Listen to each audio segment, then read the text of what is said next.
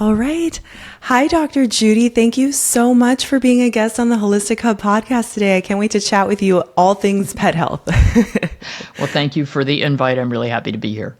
Oh, awesome. Well, I would love to just hear a little bit of your story that ultimately led you towards more of a holistic pet career. Well, I grew up in a very traditional household, and I went to my veterinary college was University of Illinois, so Midwest, early 80s, nothing holistic at all about that, everything very, very traditional. And I was in practice for about 10 years, and I was really frustrated with practice. I was bored. I was tired of all the chronic disease that we just weren't making any inroads with, and it's just more of the same. And I accidentally took a chiropractic course. It was called something else. And I thought that I was learning, physical therapy or something to help animals heal after surgery. My business partner at the time did a lot of orthopedic surgeries. I did not. And I thought it was advertised as, oh, well, this will help your patients heal faster after orthopedic surgeries. And I was like, oh, well, this is great. I can help out. And so I got to the course and discovered that they were talking about chiropractic. It took me about an hour or two of kind of going, what? And then after I finished the course, I went back and started using it in practice, and it was life-altering, literally. My patients that before I had very little to offer them, or we were euthanizing animals who were down, that had disc disease or back problems, and all of a sudden I instead was getting them up moving and running, and I kind of first of all, I felt guilty for all the animals that had been euthanized over the years that I was like, oh, this might have helped. And so I started using it on horses and dogs and cats and rabbits and pretty much everyone. And I said, well, if this is so cool, what else is out there? And so I started studying everything alternative, complementary, whatever we want to call it, that I could. And so I started learning about homeopathy and flower essences and light therapy and color therapy and raindrop therapy. And then I took an acupuncture course, and that was what hit my hot button. So my specialty became Chinese medicine. And so the 4 branches are acupuncture, herbal therapy, Tui Na, which is sort of a combo massage and chiropractic, and food therapy. And food therapy was what really stuck with me, what really resonated. And before that, we had been selling so many of the horrible, horrible prescription diets for animals that are just made with horrendous ingredients. And once I learned how much I could do with whole foods, that just took off. So that's been my real focus, is starting everything with diet. If we don't get the diet right, it doesn't matter what else we do. I always say, you can't out supplement a bad diet. So yes, I can prescribe 20 different supplements for your dog, but if you don't fix the diet, we're still not going to make headway. So that's kind of the starting point for every case. And what I started seeing in practice was just amazing, amazing turnarounds.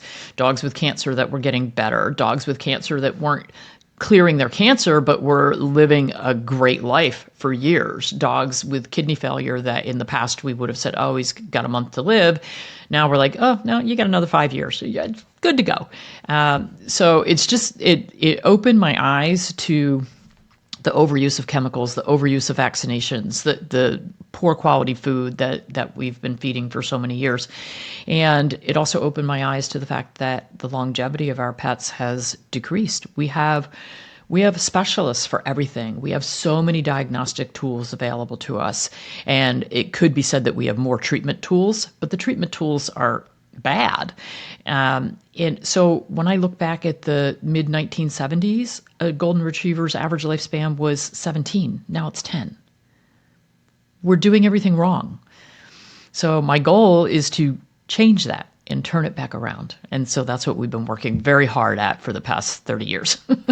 Oh my gosh. Well, you definitely are, because you're a huge voice in this space. And that's why I'm so excited to chat with you today. And I find It's so amazing. Just like it's the parallel between like humans and pets, like and animals, right? There's no difference. Like we need to start with a whole foods diet and then we can maybe add supplements because that's exactly what they are, supplemental to a good diet. And I think somewhere along the way, for some reason, that message, maybe it never was received correctly or it just got lost in translation. But why, I'm just curious why we think so differently about our pets versus we would think about ourselves. Because of course, why wouldn't we want them to be eating a beautiful diet as well?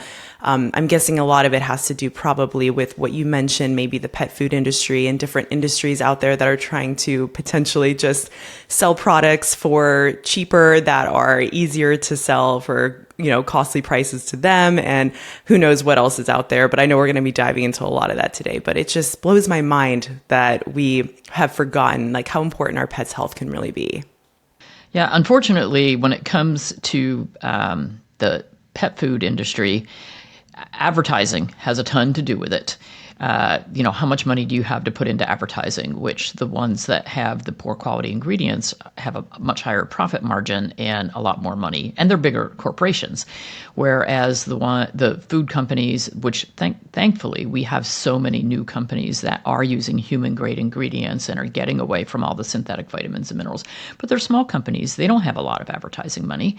And the other problem is that there are words used in advertising or on labels that are undefined, holistic, natural. There's no definition in the pet food industry for those labels. So literally anybody could put it on there. Now, we have had a couple of lawsuits where people have said, hey, you're making a natural claim, and look at all these synthetic vitamins and minerals and chemicals that are in this food. That's not natural. But those lawsuits are few and far between, and it's so easy for these big corporations to just kind of sweep it under the carpet and go, okay, fine, we'll do a little wording change. The regulation is awful on the foods. The FDA has made it a huge mission to go after raw pet food companies and ignore anything going on in the large manufacturers' side. And so, there's just so many things that go into it. Same as the human food industry. It's the regulations are horrible. As I was kind of prepping for this interview, I was researching more and more into the pet food industry. Now with our own animals, we have 2 cats. We actually feed them a raw food diet, and we just supplement if necessary. But everything's whole foods, and they are thriving. They're at an optimal weight, and we switched them over about 4 or 5 years ago, and they're each like 6 and 7. So we've personally just seen such a vitality in their health and how much they want to just run around, exercise, play with each other. And so I'm just curious then, what's the difference between feed grade and food grade when it comes to the animal pet food? And then and what are some of the ingredients? You mentioned some of the synthetic vitamins, but maybe some other things that are potentially going into those dried kibble foods that are just not healthy for our pets. So feed grade means that it is not fit for human consumption. So companies can say that their ingredients in the food were USDA inspected. The important part is USDA inspected and passed versus USDA inspected and condemned. And of course, no one is going to advertise that it was condemned, but they are allowed to use that. So when we have dry kibble extruded products, so there's a difference. We've got some air dried and some baked kibble type formulas. Those are not as bad. The extruded formulas go through very high heat processing multiple times. And the worst offending ingredients in there are the things that are rendered, which is going to be meat meals, meat and bone meal, animal fat, tallow. So those ingredients, animals that die out in the field or are put down because they have cancer or some disease. So cows, pigs, chickens, whatever. Like all these poultry flocks that we are now destroying, where are they going? Well, they are allowed to go to rendering plants. And a rendering plant is where they take all these diseased dead animals and they basically boil them down into a soup and then they dehydrate it, and that's what that meat meal is.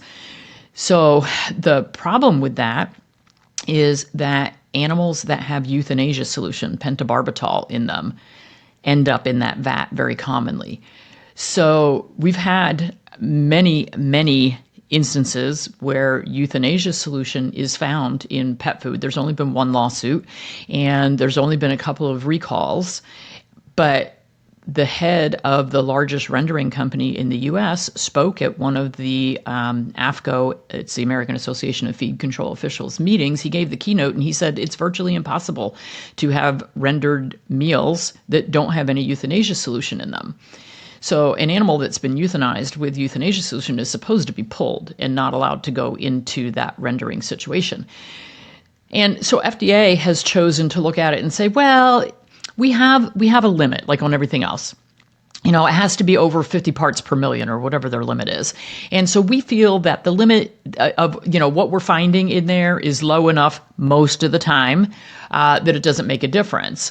Well, it does make a huge difference when an animal is fed a food that has euthanasia solution in it. It changes how their liver has to metabolize things. And so back in the late 1990s, we had a huge problem when we would go to euthanize an animal that was sick or whatever. We were having to use very high doses of euthanasia solution. And back in the late 90s, FDA actually came out with a statement about euthanasia solution in pet food. And I used to have it hanging in my clinic in front of our pet food shelf. But what we found is that we couldn't get these animals to die using euthanasia solution. And the problem was they had eaten so much of it that their body knew how to metabolize it. And that's a terrible thing. Like, what limit of euthanasia solution would you find permissible that you would want to feed your pet every day? My answer is 0. Yeah, none. Absolutely none. So that's one of the bad things. But we also have red dye, yellow dye, blue dye, all those, we're now banning these dyes in human food, finally. They've been banned in Europe for a long time, but they're still allowed in pet food. There are preservatives allowed in pet food that have been banned in Europe. They're starting to be banned a little bit in human food here, but BHA, BHT, ethoxyquin, propylene glycol, we've got all these horrible preservatives that are used in pet food. And part of the problem and one of the myths is that, first of all, these large pet food companies subsidize vet schools, subsidize veterinary students feeding their pets. They spend a ton of money at all of the continuing education events that veterinarians go to. So they're, you're sort of buying that loyalty, which same thing happens with the big pharma companies. And so, they have the ear of FDA, and the veterinarians tell people, these are the big 3 or 4 companies whose food you should use. And you should put the same thing in the bowl every meal, every day. And God forbid that you would supplement it with real food, because then you're going to unbalance that balanced diet. Well, that's a myth too, because there was a great study in Europe a few years ago where they tested canned foods and kibble foods on the market for whether they were complete and balanced. 94% of the canned foods were not complete and balanced, and over 60% of the dry foods were not complete and balanced. So it's a total myth. You're putting a complete and balanced meal in the bowl. No, you're not. And you're not going to screw it up by adding some fresh blueberries or some sardines or some eggs. You're going to make it better. We're actually adding whole food ingredients to the not whole food. Exactly. That is, oh my God, thank you for really going into detail about that, because this piece is just so important, because I love how, in the very beginning of the conversation you're talking about, we have to start with whole foods. And this is such a big topic. We could probably spend this entire hour talking about the food industry and what we could do to make our pets' food so much better, because I really want to believe, and I do believe that if most people really understood what's in that kibble and what's in that, like, $10 giant bag of food that lasts an entire 3 months, like, they wouldn't be feeding their pets that. And it's so unfortunate because it is so convenient. Because, we learned all this too as we went through our own health changes and stuff. And we're like, the cat foods cannot be good for them. It just doesn't make sense. Like, it's like eating processed, like hard food, well, fast food, like every single day for them, right? Well, just imagine you go to the pediatrician and the pediatrician hands you a box of Cheerios and says, it's complete and balanced nutrition. It has all the vitamins and minerals your child needs. Just pour this in a bowl, hand it to them twice a day. Don't let them eat anything else. This is complete and balanced nutrition for them. You would look at your pediatrician like they had 6 heads. Yet we look at our veterinarians because they've got their Dr. White coat and their, initials behind their name. And we go, okay, well, they know exactly what I should feed my pet. Except when you compare it to a pediatrician saying that, you're like, man, that makes no sense at all. Exactly. Oh my God, that was an amazing analogy. That's so true. And it's like with anything, whenever our doctor tells us something, it's like we want to believe them, and we do believe them because they have the degree and they should know better than us, right? And so, yeah, they're going to tell us what we should do, and then we typically follow it. So, oh my gosh, well, thank you for explaining that. And I'd love to kind of dive into something you mentioned at the beginning that you ended up getting into that was that you were very passionate about, was traditional Chinese veterinary medicine. And I'd love to hear a little bit more about like what this encompasses, particularly with the food piece that you like to utilize, like with helping animals. So for anybody who is familiar with Chinese medicine, you'll know that there are different personality types. So we basically have 5 elements. And so it's fire, earth, water, metal, and wood. And so each of us and each of our pets are born with a certain constitution. Like, I'm a wood element person. I'm your best friend until you tick me off. And if you tick me off, oh my gosh, I'm probably never going to speak to you again. When I explode, I explode. And that's a typical wood personality. And so a wood personality is ruled by their liver and their gallbladder. Very easy for a wood personality to get frustrated, get liver cheese stagnation, which causes heartburn and, abdominal bloating and anger. And so when you know the constitution, and we have on our website on drjudymorgan.com, we have a pet personality quiz so you can figure out what constitution your pet is. We also have a human personality quiz, so you can figure out what you are and what your spouse is and what your kids are. And sometimes it makes it easier to interact because you can like, for instance, metal personalities, they want all their ducks in a row. Like, those are the people that balance their checkbook to the penny, and they've got their agenda for the day. It is all lined up. And these are the dogs that they need to have a job. They need to know what the schedule is. They don't want things to be changed up at all. One of mine's a metal personality, man. He makes me nuts. And so I used to hate metal personality clients because they would come in with their 3-page list of questions and all their supplements and like their spreadsheets. I can't do a spreadsheet. I hate spreadsheets. That's my personality, is just get it done. And their personality is, no, I have to have an explanation for every little thing. So those clients would make me crazy because they take a lot of time. And I'm just like, it just works that way. I can't give you the science of, every little molecule. Like, I can't. But I will say, as an employer, a metal personality employee, oh my gosh, you need to hire a bunch of them because they're going to keep you straight. So once you know your personality, so I know that if I eat the wrong things that are going to make my liver or gallbladder a little bit angry, it's going to cause other issues for me. And so we can look at foods that feed that particular personality or foods that help kind of damp down that crazy that you'll get with different personalities. And so I actually designed a line of food. It's made by All Provide Pet Food in Georgia, and it's called Dr. Judy Morgan's Constitutions. And so we have a fire, wood, earth, metal. So we have all of our elements, and it's basically to keep the animals in check. So, because you don't want the personality to get too overwhelming because it'll make you sick. So, for instance, metal personality people, they're ruled by their lungs. So lungs and large intestine. So a lot of metals will end up with some GI issues. They might end up with colitis. They might end up with asthma. So gray cats, a lot of gray cats are metal, and a lot of them are asthmatics.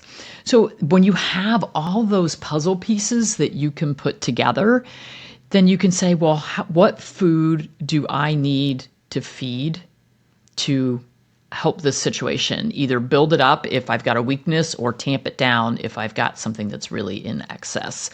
So for instance, the wood element is controlled by the metal element. So I have very weak lungs. And it's because my wood element was so out of control through my teenage years, through college, through early, work. Like I was just an angry everything. And so my metal element has spent 40 years trying to smash that back down, and it's caused a weakness in my lungs. And so a respiratory thing comes around, I'm going to get it. And it's seasonal. So the season for metal is late fall. So late fall every year, I'm guaranteed to get bronchitis. It's because of the Constitution. Once you know that, it's like, well, then I know that going into late fall, I better build up my immune system. I better build up my lung system. So it's just so cool because we can do the same thing with the animals. And when they come in so out of balance, and we do the tongue and pulse diagnosis on them, figure out their personalities and all that, and then it's like, okay, great. Now I can design a diet to fix that. And so we can fix so much just with food, and herbs play a role in it too. So a lot of times we start with food, and if we don't get a big enough change in what we're looking for, then we add in a concentrated herb, and then that can take us over the hump. Well, that's amazing because again, it's like reiterating that you can do so much with food, but then it's taking it like that step further to then, okay, let's understand this personality. How is their body working? And then it's like kind of bringing more things into harmony in their body. So that way things are like communicating better, working better, and then they're feeling better. And then, like you said, then you can add in the supplemental herbs and supports if you're not getting enough of that from the food. But so that's amazing. I love that. So I'm just curious, are there a lot of holistic veterinarians that are utilizing traditional Chinese veterinary medicine in their practices? Have you come across like a good amount of them, or is it still kind of up and coming? There's a lot. So the Chi University was started by Dr. Xie.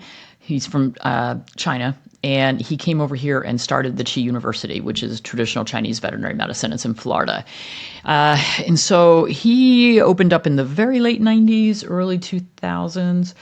And so he has trained tens of thousands of veterinarians, frankly, around the world, because now they have courses pretty much everywhere. And so there's thousands that have been trained. Now, the vast majority of them just take acupuncture. Like they learn Chinese medicine and they learn acupuncture because that's become almost mainstream in veterinary medicine. So unfortunately, what happens a lot of times is you'll have a very traditional clinic where they're selling all the chemicals and the prescription diets and all the vaccines. And then they'll send one person to learn acupuncture because they know that clients are looking for that. So but nobody even talks about the fact that, we have somebody who can do acupuncture in the clinic. Like my business partner that I had, his clinic was 5 miles from my clinic. I ended up buying him out. So our clinics were 5 miles apart. And one of the doctors that had been going back and forth between the two clinics when we owned both together, she ended up going back to that clinic. And she was acupuncture trained by me. And when she went back there, clients from that clinic were still coming to me for acupuncture and chiropractic. And I said, don't you know that there's somebody up there that can do acupuncture and chiropractic? And they're like, well, nobody told me that. Like we're driving down here. So they don't, because nobody else in the practice believes in it, they don't tell clients that it's an option. And frankly, I think that just doing acupuncture, while it's a wonderful benefit, if you're doing acupuncture but still using bad food and a lot of chemicals and over-vaccinating, the acupuncture gets so damped down that it's like you're not going to get the same benefit as if you change everything around. But for people who are looking for holistic practitioners, the best resource for that is ahvma.org.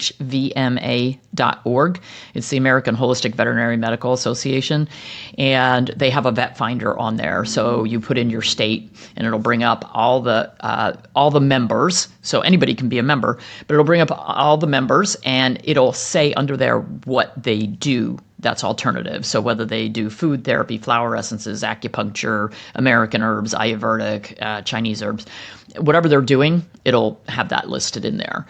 So that's the best resource. Unfortunately, there are not near enough of us. Yeah. And, that was kind of my experience too. When I was trying to I live here in Southern California, and trying to find a holistic vet. And I would find vets that, like you were mentioning, were doing all the traditional stuff with the vaccinations and with the, chemicals and the hard foods and all that stuff. But they would maybe have like one acupuncturist there or something like that. And so I was originally drawn to it because I was like, oh, okay, they do some alternative. And then come to find in my visit, there was nothing really different than I was experiencing at another clinic.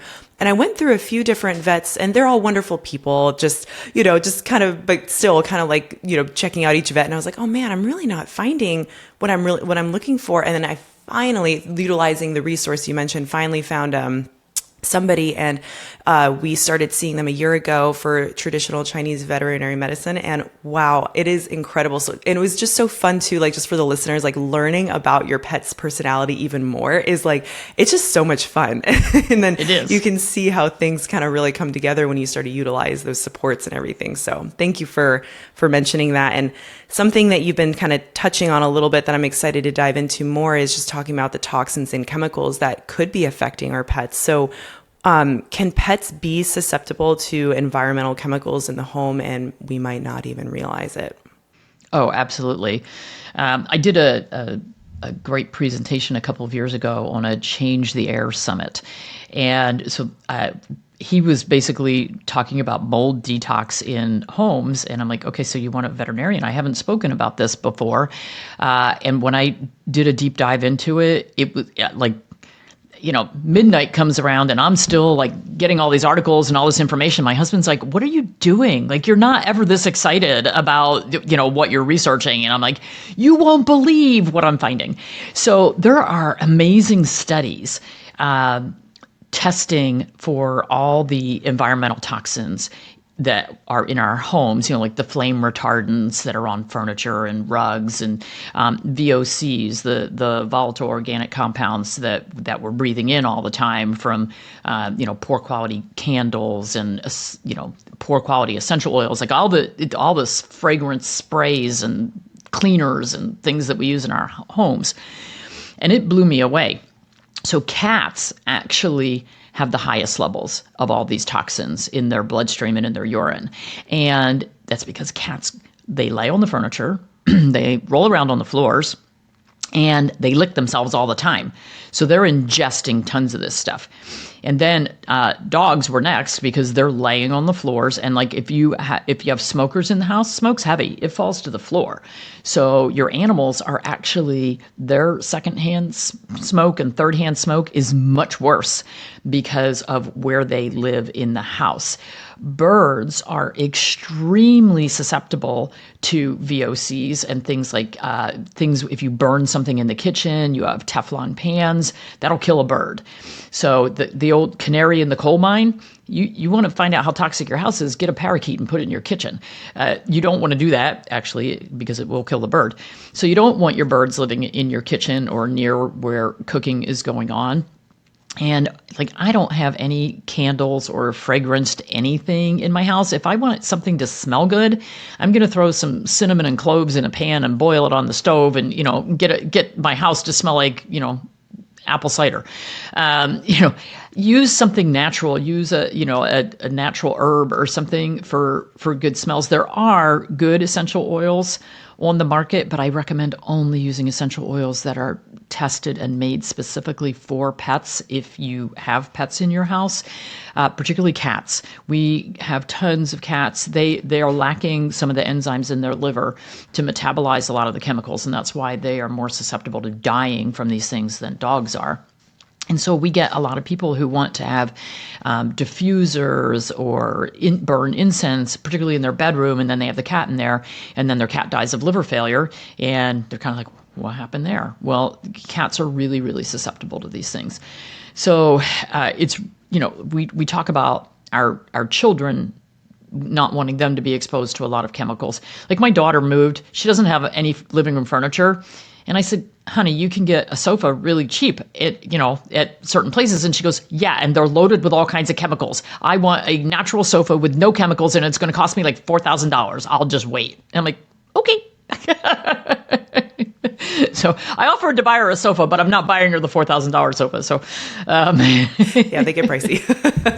That is hilarious. Well, I love that you touched on the essential oil piece because yes, that's like the natural alternative that a lot of people will use. And there's nothing wrong with essential oils, like, especially when you get them from great quality places. But when you have pets, it's important to think about how that could be affecting them. And that's so interesting. You mentioning that with cats, how they don't have certain enzymes to be able to detoxify and process those. Is that the same with dogs too? Like, do people need to be careful with their dogs as well in essential? They need to be careful, but dogs will handle it better. But there are certainly bad essential oils out there that are going to kill dogs. And you have to understand that if you're using essential oils, because we use essential oil products for flea and tick prevention, we have a lot of them on our website, but they have to be diluted properly. You don't want to put straight essential oils on. Remember, whatever you put on your animal, they're going to lick. And so you've got to be really careful what you're using on them and make sure that it is pet approved. My favorite essential oil company is Animalio. Melissa Shelton is a veterinarian. She's an essential oil specialist, and that's what she does full time for a living. She makes her own blends. Her essential oils, I've never had an issue.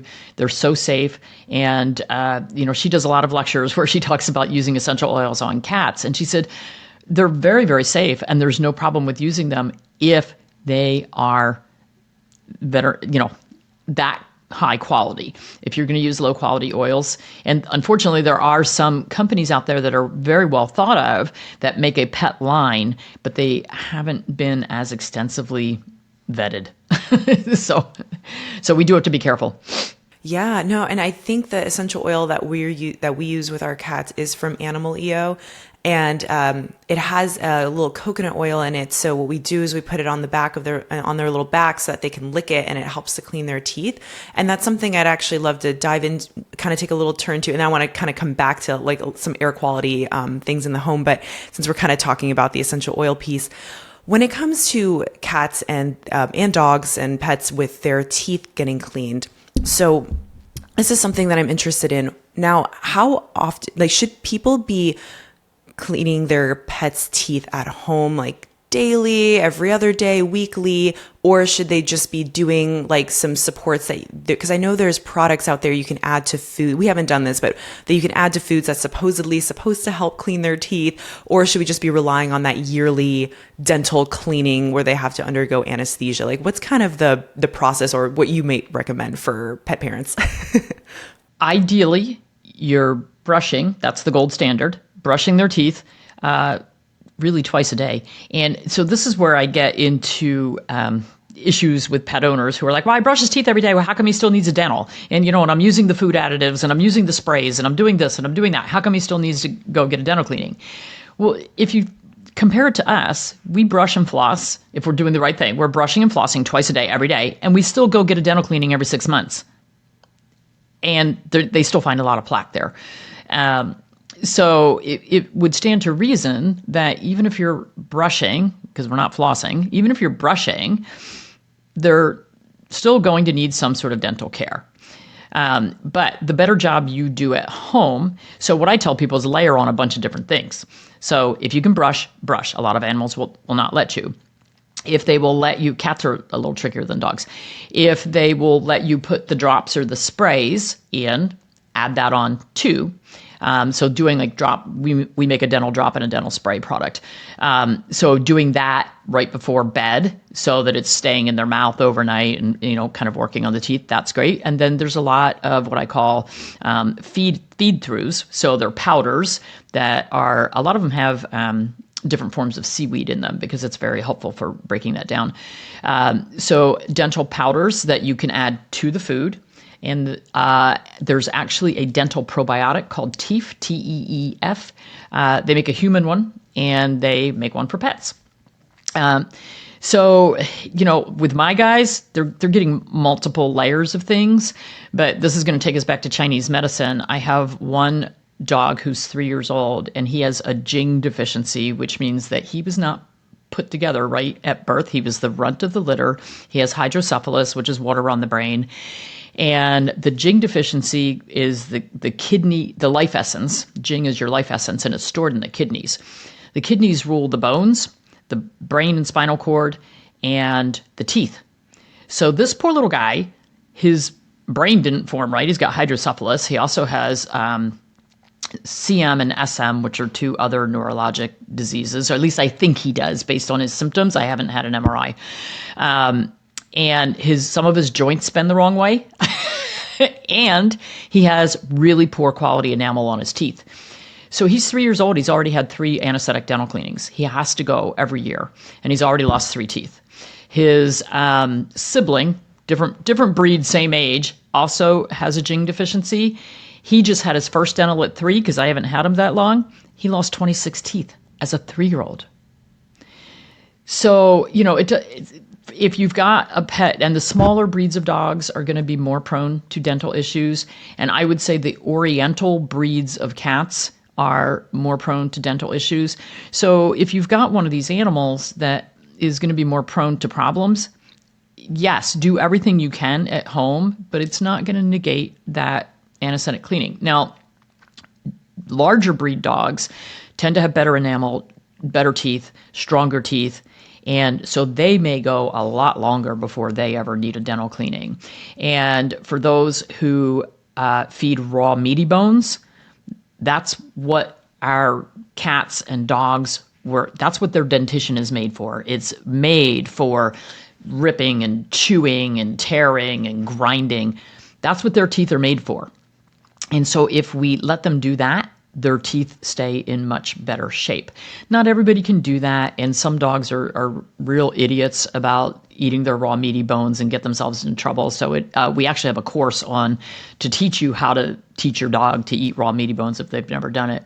For cats, one of the best things, if they will eat them, are chicken or turkey gizzards, because the inside lining, that's the crop or the first stomach of the chickens.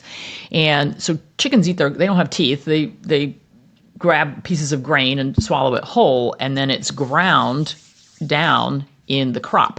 So it's a muscular organ, and it's lined with something called epichitin, which is a very hard calcium substance.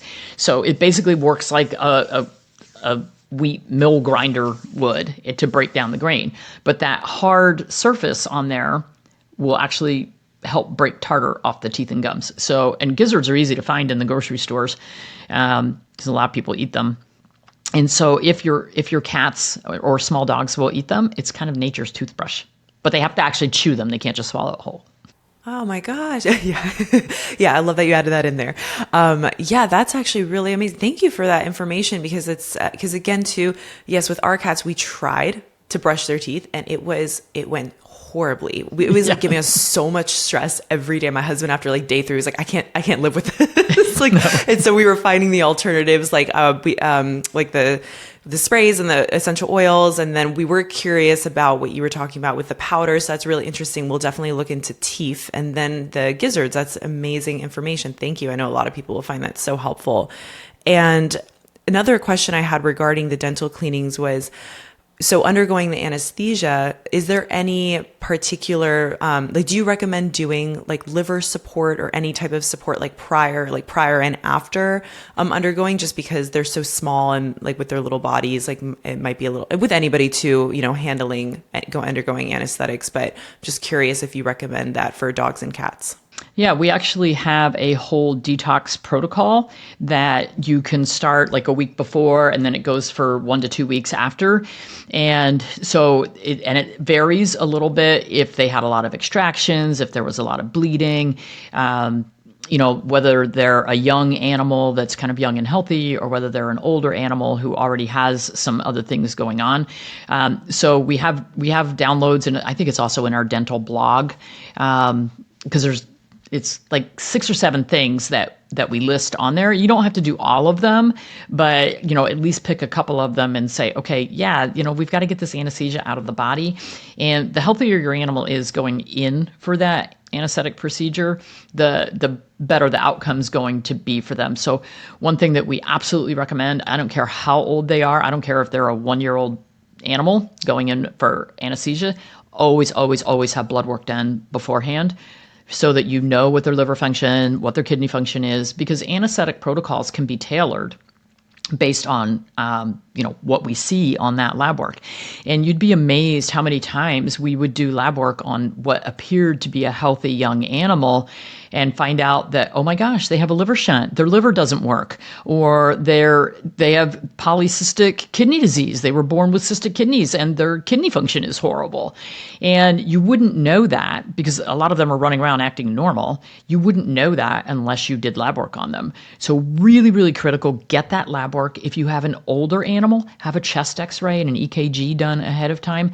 Yes, this all adds on to the cost, but you really want to end up with a healthy live animal rather than getting them under anesthesia and then everything crashes and burns and everybody's running around like crazy trying to save your pet, and then your bill really goes up, and you really want to bring home an animal that is doing well after the procedure.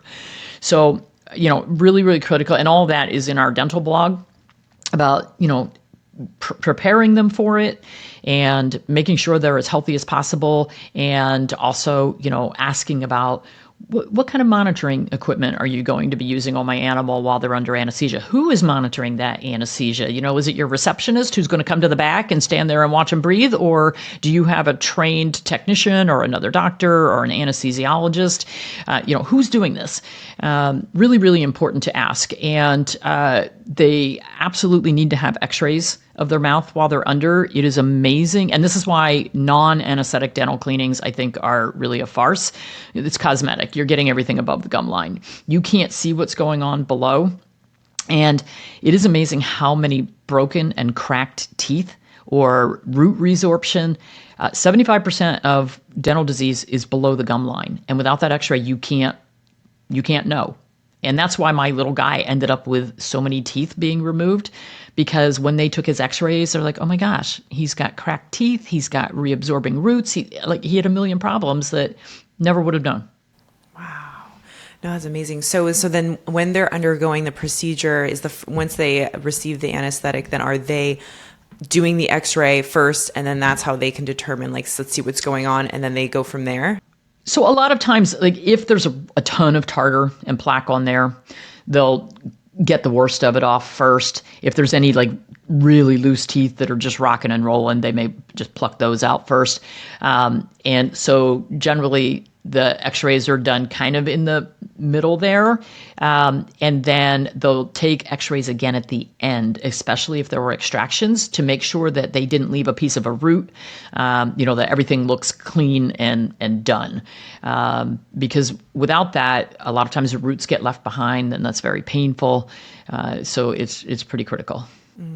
Thank you. And going back, I want to actually circle back to the environmental chemicals in the home, because you mentioned Change the Air Foundation, how you did the presentation with them, and I love them. I think they're an amazing nonprofit organization. And so I'm curious, had you ever seen any patients that were experiencing potentially being sick from mold that was contaminating the home? Maybe you had the owners were just also they had maybe mentioned oh yeah, we just left a moldy home because we were all getting sick or something like that, and maybe the cat or dog or bird or whatever was also experiencing symptoms as well. Was that ever something that you came across? Oh yeah, absolutely.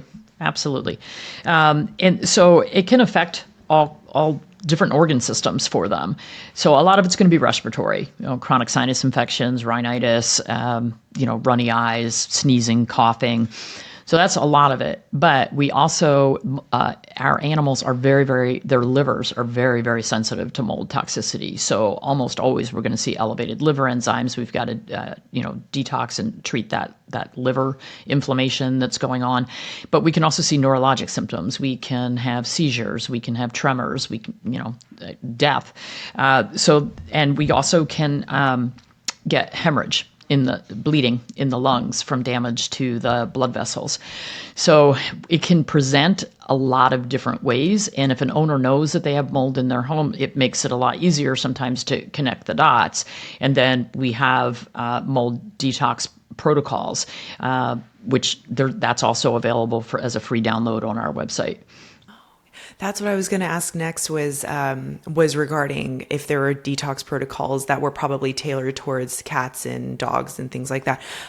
Just because I personally work with a lot of mold sick clients myself, and they have pets, and a lot of them will tell me, oh, my pet is really struggling. Also, they're really fatigued. Like they're, having all these different symptoms. And, I'm not a vet. So I'm like, and they asked me if there's any detox protocol. And I'm like, I don't want to recommend anything, but that's great to know that you have that on your website to be able to download, because when people knew that I was going to be interviewing you on the podcast, they were like, ask her about any mold detox protocols. So I'm glad that the listeners will know that they can go to your website to then be able to look at that, because that's so important. And I didn't have it until I did that summit. And I was like, there must be a way to detox these guys. Let me go figure it out. And so that's how we came up with it. Awesome. Oh, I love that. Well, on the topic of chemicals as well, are there any pet safe cleaning alternatives? Because you mentioned earlier how, one of the things that is contaminating our indoor air, contaminating the dust, the floors, everything is just what we're spraying and utilizing to clean. So, there's a lot of non-toxic products out there now. Are the majority of them safe, or are there certain things we should be looking out for? I'm assuming essential oils. We got to be careful about what essential oils they're using in the products, but are there any particularly pet safe ones you recommend? Absolutely. So on our website, we have a company called Kin & Kind. They're available a lot of different places, but they have two different sprays. One is made for cloth for doing furniture or rugs, and they have essential oils in them. And then the other one is for harder surfaces, or really any surface. And it's interesting. I have a fairly new house. It's 4 years old, and we picked these really light gray floors. It's a luxury vinyl plank, whatever, high-end stuff. But what I didn't realize when we picked this out is, one, it's light color, so it shows everything. Two, it's made to look like wood grain, so it's got all these little ridges in it. So when you clean, normally you're hitting the top ridge, you're not getting down in between. So one day I'm looking at my floors and I'm like, they don't look gray anymore. They're not light gray, they're brown. And so I went and got some of this cleaner and I dumped it on my floor, and we ended up having to buy a commercial, because we have 3,400 square feet of this stuff. Ended up having to buy one of those commercial floor scrubbers, the things that spin around. And I used this essential oil spray on the floor, bottles of it. And oh my gosh, it did such a great job. We would run the thing where I was like, oh my, look at that. That's what color my floors are supposed to be. I remember that. But then we also have a company from England. It's called Luca Plus. They're probiotic cleaners. So one of the things that we do so wrong is we try to wipe out all the bacteria. Well, we wipe out the bacteria on our pets' skin, we wipe out the bacteria in their lungs, we wipe out the bacteria in their urine, we wipe out the bacteria in their gut, and then they don't have any good guys to fight the bad guys. So you want a healthy microbiome. So if you are cleaning with healthy probiotics, so you're cleaning with healthy bacteria, you're not allowing the bad ones to grow. So, I've seen so many of these, usually on the morning shows and stuff, they'll do things like, how dirty is your house? And they'll take swabs and they'll do cultures of your bathroom doorknobs and your, sink handles and stuff. And it grows all this nasty stuff.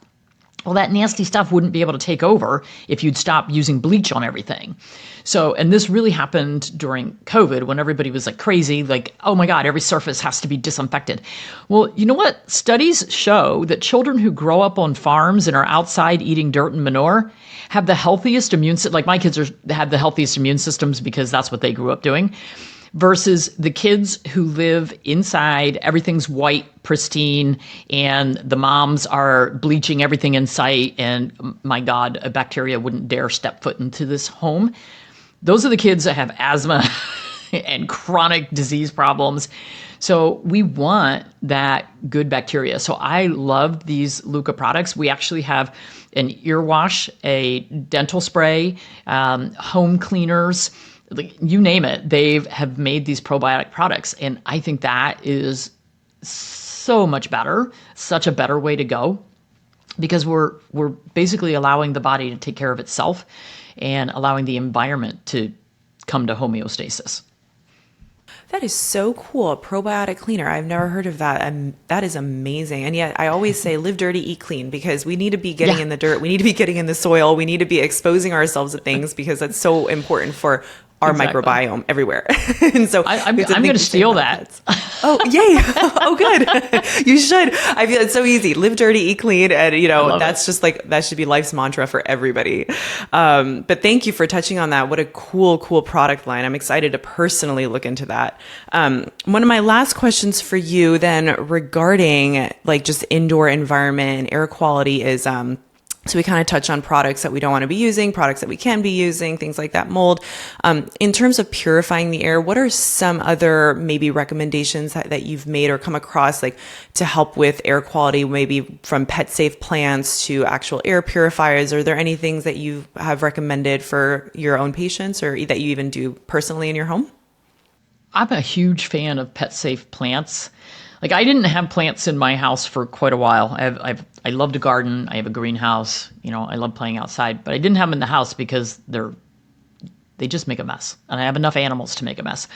But I love plants, and so about only about 8 months ago, we bought one of those indoor hydroponic systems. And so they've got all this lettuce and herbs and stuff growing up this tower, and I'm just like, this is the coolest thing ever. Like it's purifying our air. It looks cool. But I'm actually replacing it because the first crop did great and the second crop is just dying and I don't know why. So I'm actually going to replace it and just put in a bunch of shelves with the grow lights. I'm actually going to keep the grow lights from my hydroponic system and have all my indoor herbs, because right now they're all sitting on my windowsill and I'm like, well, why not put them under the grow lights and, get this thing to do what it's supposed to. So I'm a huge fan of, and it's what's really interesting, having that tower of herbs and lettuce and things. My dogs go over and self-select what they want. They do it outside as well. So they go through all my potted herbs in my gardens, and it's so funny to watch them. They'll go sniff one, like, no, that's not it. And then they go to the next one, yeah, maybe take a little taste. Then they go to the next one, they're like, oh yeah, this one. And then they just chow down. I've had it happen planting. I had one of my Dobermans once pulled all the radishes out of my garden, ate them all. And another Doberman pulled all my yarrow out and ate it all. I'm like, okay, obviously you needed that. You love that. Yeah. I have none left now. Thank you very much. So, if you like to do herbs and plant things, send your pets out and let them explore. Kitty cats, you can buy the little trays where you grow cat grass. Oh my God, they love it. They absolutely love it. And you can try different ones. You can try wheatgrass, barley grass. You can try different sprouts. Cats really like to nibble on the greens. Oh, yes, I know. We do the little, the grass that we grow so that they can eat those, and they literally love it. Like every day they're up against it, just nibbling. The one thing though, is that when we first got our pets, years ago, we didn't realize that there was a difference between pet safe and not pet safe plants, and that, one of our favorite plants that we don't have in the house anymore is those pothos plants. They're beautiful leaves. They just they grow so big and they're so awesome looking, but the cats, they love anything they can really just chew. So you have to be very careful. Do you know a couple of different types of plants that are cat safe? I'm just curious if you know any off the top of your head, because it seems like dogs pretty good with most plants. No, there's a lot of plants that are toxic to everybody. Like we get poinsettias every Christmas, and my animals ignore them. One cat that I had, he kept vomiting. I actually did exploratory surgery on him because I could not figure out why this cat was vomiting, and found out that he'd been eating the poinsettia plant. So poinsettias are not toxic enough that they'll kill them, but it'll definitely cause a lot of vomiting. And so this poor cat ended up going through surgery. This is very early in my career. He ended up going through surgery because I didn't know that he was eating the poinsettia plant. But there definitely, there's lists that you can find online. And actually in my book, Raising Naturally Healthy Pets, I have a list of plants to avoid. Oh, awesome. And that's the funny thing with cats too, is that they don't take very big bites. They just take little small bites. So you don't realize that they're actually nibbling away at something until maybe a couple months later, and some symptoms later too, that you just see all of a sudden, like the half the leaf is gone. You're like, oh, okay, there's the problem. Yeah. So certain things that, we like to bring in Easter season, we bring in lilies. Oh, those are toxic. So leave them outside. Oh, I love it. Awesome. Well, Dr. Judy, this was such an enlightening, amazing conversation. I am so excited for people to hear about how they can better take care of their pets. And it sounds like you guys just have such wonderful resources from you and your team that you've put on your website. So I'd love to just leave it to you to just tell people like where they can find you, like what you're up to, maybe some courses that you have offering upcoming or currently. And thank you for being a guest. This was so much fun. Oh, thanks. So the website, you can get to it two ways, drjudymorgan.com or naturallyhealthypets.com. And we also have drjudyu.com, which is our university. It has over 40 courses, not just by me, but by other professionals in the pet space. So we have cat specific, we have dog specific, we have, if you're interested in the food therapy, the TCVM, we have 2 courses on that. Just tons of information from a lot of experts. We are pretty much on every platform for social media. So tons of stuff on YouTube. We're really focusing on YouTube this year. We have a big following on Facebook, X, Instagram. So different demographics like to follow different social media sites. But you'll find our information kind of all over the place. And what I tell people, if you have a specific topic that you need more information on, if you can't find it on our website in the little search bar, because sometimes it's a little picky, you have to put in the right word for it, just in whatever search engine you use, type Dr. Judy Morgan, and then whatever your question is, cat asthma or, dog diarrhea, whatever it is, and it'll bring up pretty much every video, blog, book, whatever that I've ever said anything about that topic, it'll show up. So that's a good way to find like a lot of resources. That's amazing. Oh, thank you so much. Well, thanks again for this great conversation, and I cannot wait for people to listen to this interview. Thank you very much.